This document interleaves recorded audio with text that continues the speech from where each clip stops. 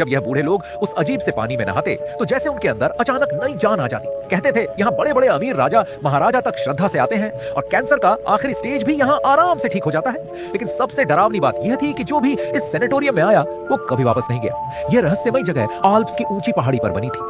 एक दिन एक नौजवान करीब 6000 किलोमीटर का सफर करके यहाँ पहुंचा। उसका मकसद सिर्फ इतना था कि अपनी कंपनी के चेयरमैन को वापस ले जाए। लेकिन वहां पहुंचते ही नर्स ने साफ कह दिया कि मिलने का टाइम खत्म हो चुका है। चाहे कुछ भी हो उसे अंदर नहीं जाने दिया।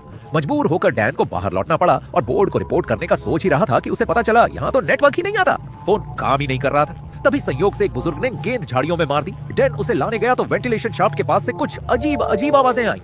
उसने ज्यादा ध्यान नहीं दिया, कार लेकर निकल पड़ा सोच करके अगले दिन फिर आएगा। लेकिन तभी उसने देखा छत पर एक लड़की खड़ी थी और सीधे उसे घूर रही थी। डैन ने जैसे ही पहाड़ी रास्ते पर कार मोड़ी उसे लगा लड़की हर मोड़ पर दिखाई दे रही है। इससे पहले कि दिमाग कुछ समझ पाता अचानक हिरण सामने आ गया और जोरदार एक्सीडेंट हो गया। जब होश आया 3 दिन बीत चुके थे।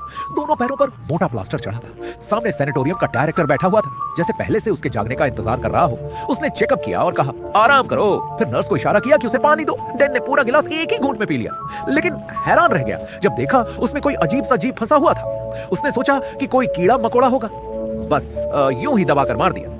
लंगड़ाते हुए जब वो गलियारे में पहुंचा तो देखा दुनिया के सबसे बड़े बड़े अमीर लोग स्विमिंग पूल में डुबकियां लगा रहे। और हैरानी है कि बूढ़े औरत मर्द पानी के अंदर नौजवानों से भी ज्यादा देर तक सांस रोककर शान से तैर रहे थे। नर्स उसे ले जाते हुए स्टीम बाथ में लेकर गई। कई कमरों से गुजरते गुजरते अचानक उसे एहसास हुआ कि आगे कोई रास्ता ही नहीं है और पीछे मुड़कर देखा तो जिस दरवाजे से आया था वो भी गायब हो चुका था। अब वो पूरी तरह फंस चुका था। तभी धुंध में धीरे धीरे एक आकृति बनी, वही हिरण जिसे उसने उस दिन कुचल दिया था। डैन ने जिज्ञासा में उसका पीछा किया और देखा सामने एक बूढ़ा आदमी झुका बैठा था। वह कोई और नहीं बल्कि उसकी कंपनी का वही चेयरमैन था जिसे वह हर हाल में ढूंढने आया।